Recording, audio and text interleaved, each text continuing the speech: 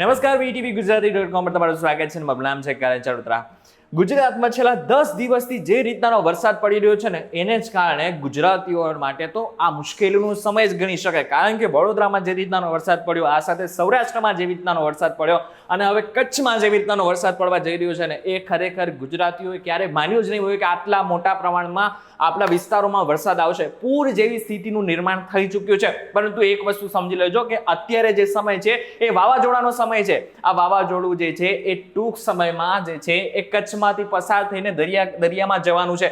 પરંતુ આ જે વાવાઝોડું છે ને એ ખાસ મહત્વનું છે, કારણ કે 48 વર્ષ બાદ આ પ્રકારનું વાવાઝોડું આવ્યું. છેલ્લે 1976માં આ પ્રકારનું વાવાઝોડું આવ્યું હતું. હવે આ શા માટે મહત્વનું છે? તો અસના નામનું વાવાઝોડું જે છે એ ખાસ કરીને મહત્વનું એટલા માટે છે કે આ જે મોટાભાગના જેટલા પણ વાવાઝોડું ઉદ્ભવતા હોય ને એ દરિયામાંથી આવતા હોય છે અને સીધા લેન્ડફોલ થતા હોય છે. જે જમીન હોય છે ત્યાં લેન્ડફોલ કરતા હોય છે. પરંતુ આ એવા પ્રકારનું વાવાઝોડું જે છે એ જમીન ઉપર જ ઉદ્ભવે છે અને ધીરે ધીરે દરિયામાં જતું હોય છે. પરંતુ હવે મહત્વનું છે કે કચ્છ માટે મહત્વની વાત એ છે કે ગુજરાતના મોટાભાગના વિસ્તારોમાં વરસાદ પડી રહ્યો, પરંતુ કચ્છમાં આ જે વાવાઝોડું જે છે એ આજના દિવસમાં ઉદ્ભવી જશે અને ધીરે આગળ વધશે દરિયામાં જતું રહેશે. પરંતુ અત્યારે જે સિસ્ટમ સક્રિય થયેલી છે એ આગળ વધી ગઈ છે, પરંતુ વાવાઝોડાની સ્થિતિને હિસાબે અત્યારે કચ્છમાં જે છે એ રેડ એલર્ટ આપવામાં આવ્યું છે. અત્યારે કચ્છના આપણે થોડુંક ઝૂમ કરીને જોઈ લઈશું તો આપણે ખબર પડશે કે કચ્છ માટે કેટલું મહત્વનો દિવસ છે આજના માટે. કારણ કે જો અત્યારની જે સિસ્ટમ છે એ પ્રમાણે જોઈએ, નલિયા, માંડવી, ભાડલી, ગાંધીધામ, ખાવડા, રાપર એટલે કે આખું કચ્છ જે છે એ રેડ એલર્ટમાં છે અને અત્યારે ભારે વરસાદ પણ પડી રહ્યો છે. કચ્છના દરિયા કિનારે જોવા જઈએ તો એ વિસ્તારોમાં જે છે એ દરિયામાં કરંટ પણ જોવા મળી રહ્યો છે. હવે આ સિસ્ટમ જે છે એ અત્યારે લખપતની આસપાસ તમને અત્યારે સિસ્ટમ દેખાઈ રહી છે. તેની આ ડીપ ડિપ્રેશન જે છે એ આગળ વધી રહ્યો છે.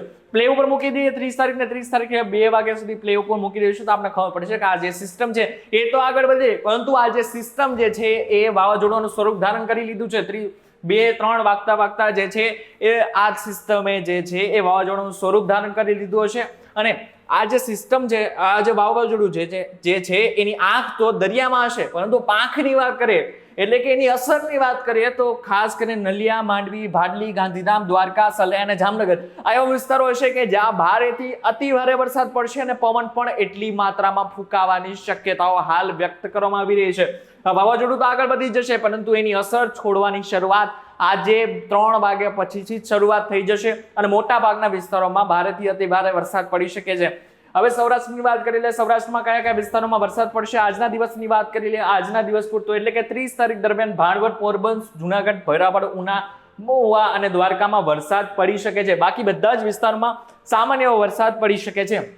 આ વાત થઈ આજના દિવસ પૂરતી, પરંતુ આજના દિવસે જ આ બધું થશે એવું જરૂરી નથી. આગલા દિવસોમાં પણ હવે વરસાદ આવવાનો છે, એટલે કે અત્યારે શાંતિ આપને લાગી રહી છે, પરંતુ આ શાંતિ થોડોક ટાઈમ માટે છે. કારણ કે ફરી એકવાર નવી સિસ્ટમ આવી રહી છે. નવી સિસ્ટમ ક્યાં આવી રહી છે જોઈ લે. આપણે 31 તારીખે જોઈએ. 31 તારીખે જોવા જઈએ તો મોટાભાગના વિસ્તારોમાં આમ તો કોરું ધાકર તમને દેખાશે. મોટાભાગના વિસ્તારોમાં કોઈ જ પ્રકારનો વરસાદ નથી દેખાઈ રહ્યો. 1 તારીખે જોઈ લે 1 તારીખે કયા વિસ્તારોમાં વરસાદ છે. 1 તારીખ આવતા તમને દેખાશે કે મધ્યપ્રદેશ સાઈડ એક સિસ્ટમ જે છે એ સક્રિય થયેલી છે.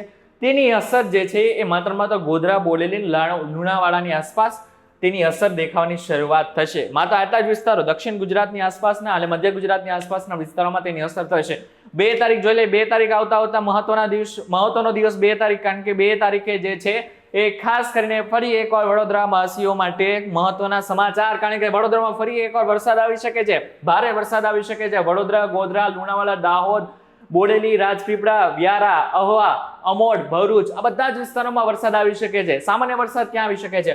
એવામાં અમદાવાદ છે, નડિયાદ છે, ધોળકા છે, વિરમગામ છે, જસદણ, ગોંડલ, અમરેલી, જુનાગઢ, ભાણવડ, સલાયા, જામનગર આ બધા જ વિસ્તારોમાં સામાન્ય વરસાદ પડી શકે છે. ઉત્તર ગુજરાતની વાત કરીએ, ઉત્તર ગુજરાતમાં કયા વિસ્તારમાં વરસાદ આવી શકે છે?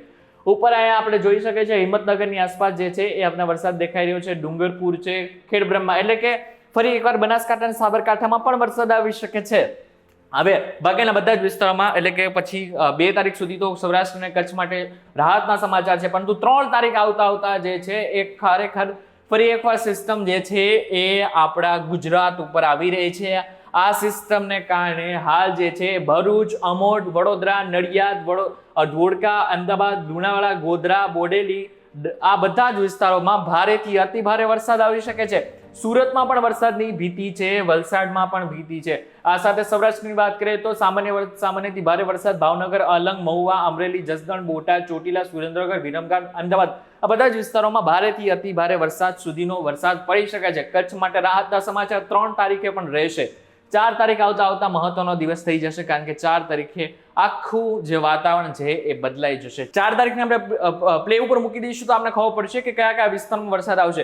4 તારીખે આપણે જેવું પ્લે ઉપર મૂક્યું તો આપણે ખબર પડી ગઈ કે જેવી રીતના સૌરાષ્ટ્રમાં વરસાદ આવ્યો એ જ પ્રકારનો વરસાદ દક્ષિણ ગુજરાતમાં પણ પડી શકે છે. દક્ષિણ ગુજરાતના મોટા ભાગના વિસ્તારોમાં 4 તારીખે ભારેથી અતિ ભારે વરસાદ પડી શકે છે. સુરત, ભરૂચ, અમોદ, વડોદરા ખાસ કરીને ખંભાતની આસપાસનો જેટલો પણ વિસ્તાર છે ત્યાં વરસાદ આવી શકે છે, ભારે વરસાદ આવી શકે છે. આ સાથે જે સિસ્ટમ સક્રિય થયેલી છે અમદાવાદ, વિરમગામ, કુડા, સુરેન્દ્રનગર, બોટાદ, ભાવનગર, અલંગ, મહુવા, અમરેલી, ઉના, વેરાવળ, જુનાગઢ સુધી આ સિસ્ટમની અસર થશે ને ત્યાં પણ વરસાદ આવી શકે છે. ઉપર જોઈ લઈએ આપણે હિંમતનગરની આસપાસ આપણે દેખાઈ રહ્યું છે કે આની અસર સીધી મહેસાણા, રાંધનપુર, પાલનપુર, બનાસકાંઠા, સાબરકાંઠામાં ફરી એકવાર વરસાદ દેખાઈ રહ્યો છે, અમદાવાદમાં વરસાદ દેખાઈ રહ્યો છે. એટલે કે ધીરે ધીરે આ સિસ્ટમ આગળ વધશે અને આની અસર ચોખ્ખે ચોખ્ખી આપણે દેખાઈ રહી છે કે દક્ષિણ ગુજરાતમાં પડે તેવી શક્યતાઓ છે. એટલે કે આમ જોવા જઈએ તો ફરી એકવાર એક સિસ્ટમ આવી રહી છે અને એની સીધી અસર આવનારા ટૂંક સમય માટે દક્ષિણ ગુજરાત, મધ્ય ગુજરાત અને ઉત્તર ગુજરાતમાં પડશે અને સૌરાષ્ટ્રમાં પણ તેની અસર જોવા મળશે. એટલા માટે થઈને અત્યારે જે પ્રકારનો વરસાદ આવી રહ્યો છે એ પ્રમાણે જોવા જઈએ તો આવનારા ટૂંક સમય માટે આપને રાહતના સમાચાર 2-5 દિવસ મળી શકે છે, પરંતુ ફરી એકવાર જે છે એ 4 તારીખથી વરસાદની શરૂઆત ફરી એકવાર થશે. નવી સિસ્ટમ આવશે. આ નવી સિસ્ટમ કેટલો વિનાશ વેરે છે અથવા તો વરસાદ કેટલો લાવે છે એના ઉપર સૌ કોઈની નજર છે.